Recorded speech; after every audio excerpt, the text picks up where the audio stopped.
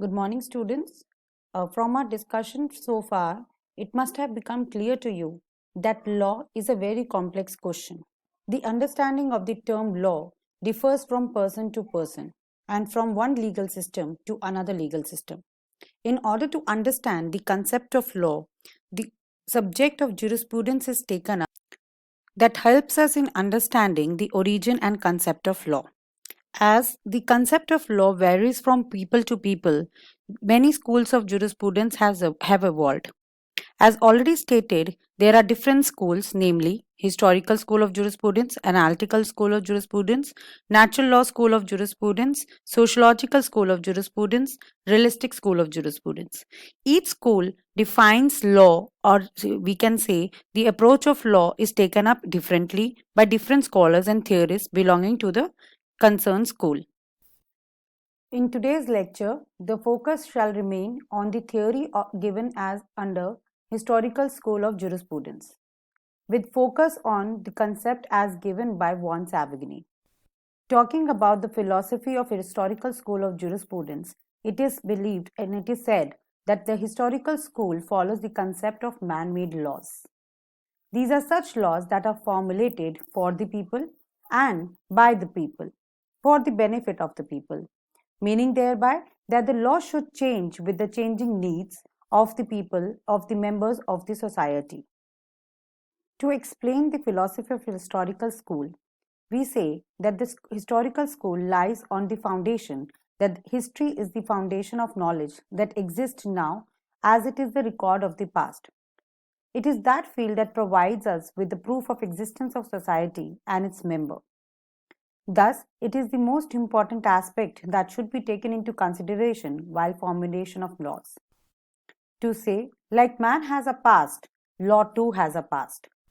This is the reason that the followers of this school argues that law is something that is found and it is not made.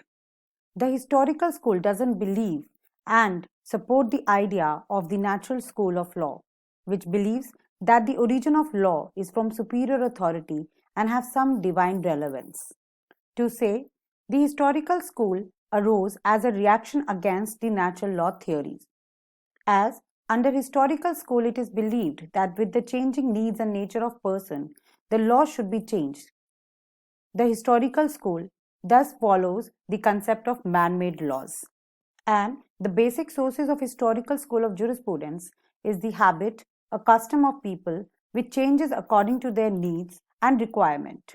In other words, historical school of jurisprudence is the exaggerative form of social customs, economic needs, conventions, religious principles, and relation of people with each other and with the society as the members of the society.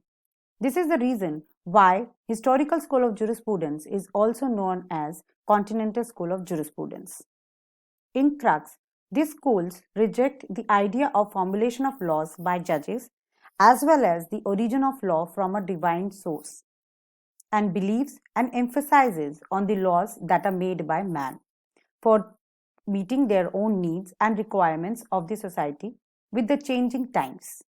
Under historical school of jurisprudence, mainly two thinkers are considered to be the main thinkers of historical school of jurisprudence, who are Friedrich Karl von Savigny, who was the founder of the historical school of jurisprudence, and Henry Maine, who was the jurist of English historical school. Though both the thinkers belong to the same school, but their approaches towards law and the understanding of role of history in making of law differs. Von Savigny emphasizes upon traditions, cultures of a society. The central idea was that a nation's customary law is its truly living law. With this, he means that customary laws are living laws because they are like languages that changes with the time and thus have a national character. Whereas Henry Maine denies that customs traditions are the only important factors for laying down laws and thus has accepted the concept of codification and legislation. This is the reason why he was more logical and practical in his approach of understanding the making of law. To say, he placed importance on the work of the parliament as well, along with the customs and traditions. Thus, he recognized legislations as an important instrument for the growth of a legal system. His approach was based on scientifically comparative method where the ideas that are common to the evolution of law and legal systems in different society were taken up by Henry Maine. In this scenario, Savigny's historical school was mainly conservative in nature as more focus was based on traditions and culture, whereas many work had a predominantly liberalizing effect. The approach of Maine has influenced the development of comparative legal system. But for the purpose of a lecture, we shall focus on the concept as given by von Savigny. Von Savigny, who is the founder of Historical School of Jurisprudence, has emphasized that for a proper understanding of law and legal institutions of any country, it is imperative to take into account the history of that nation. It is also important to understand the society where the law and legal institutions have to operate. This is because law and society are closely interrelated with each other, and the understanding of one is important to understanding of another concept. To say, this school attempts to unravel the principles and process operating behind the origin and development of law and legal institution. This school take into consideration the tradition, culture, customs that are existing in a society from an immemorial time in order to understand the framing of laws and the reasons behind implementation of laws. There are various principles on which the historical school as given by von Savigny is based on. These are basically 5 principles. First principle is that law is like a language that grows and evolves and is shaped by religion, customs, habits, traditions, etc. It has its deep roots in social, economic, and other factors. Thus, the growth of law has been related to an organic process by von Savigny having its roots in society where it develops. Here, von Savigny wants to clarify that as customs changes with the change in the society, so does the law changes. The second principle of von Savigny is that the law is found on customs, and these are not such principles that are made by any political, legislative, or other agencies. Thus, von Savigny has given subordinate roles to the role played by the legislature in the framing of laws. The third principle of von Savigny reflects to the concept of Volksgeist, that means spirit of the people, spirit of those people who have evolved it. So, by this, von Savigny says that the nature of any particular system of law is reflected by the spirit of the people, where it is evolved and who have evolved it. This spirit of people has been referred to as Volksgeist by von Savigny, that reflects the manifestation of the common consciousness. Here, von Savigny wants to explain that law has evolved as a reason of common consciousness of its people. It has evolved because there was a need and requirement of the members of the society to lay down the principles and laws in order to meet their needs and requirements. The next principle talks about the importance and the role that is played by lawyers in the society. For von Savigny, lawyers are the vehicles for the common consciousness of the people. They are the ones who represent the popular spirit and give shape to law and legal institutions.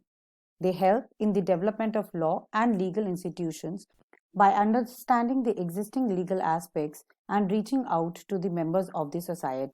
The last principle of von Savigny states that the laws are not universal in nature. By this, he means that laws cannot be of universal validity and cannot be construed on eternal principles. And here is where the principles as given by von Savigny under historical school of jurisprudence deviate from the concept as given by these scholars of natural law school that believes in the eternal principles, where von Savigny has given the importance of history, customs, practices, habits, traditions in understanding a legal system and framing of laws. There exist many criticisms to the theory as given by von Savigny. Main criticisms that has been given for the concept as given by von Savigny are mainly three. The approach of von Savigny has been criticized on the ground that any law which is considered on the basis of customs, it is possible that customs reflects the interest or convenience of strong and powerful people, and the customs as reflected by the minority are ignored. To say the ruling class or the majority class customs practices are taken into consideration while framing of laws, thus ignoring the customs and practices of minor groups. With this, it has been said that, that all customs does not reflect the common consciousness of people. It is not truly the spirit of people that is reflected uh, with respect to the laws that are based on customs. Another major criticism of von Savigny is that the view of Savigny ignored the efficiency of legislation as an instrument of deliberate, conscious, and planned social change and emphasized upon the unconscious force which determines the law of nation. Example, sati pratha, child marriage that have been abolished by legislative act itself. These are certain customs that have been abolished, and here the legislation has played a very important role in prohibiting these evil practices that were existing in India.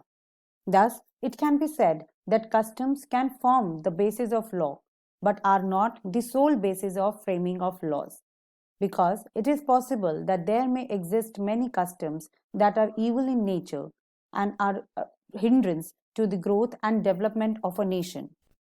To conclude, one can say that customs are an important factor in determining what law should be applicable in a given legal system.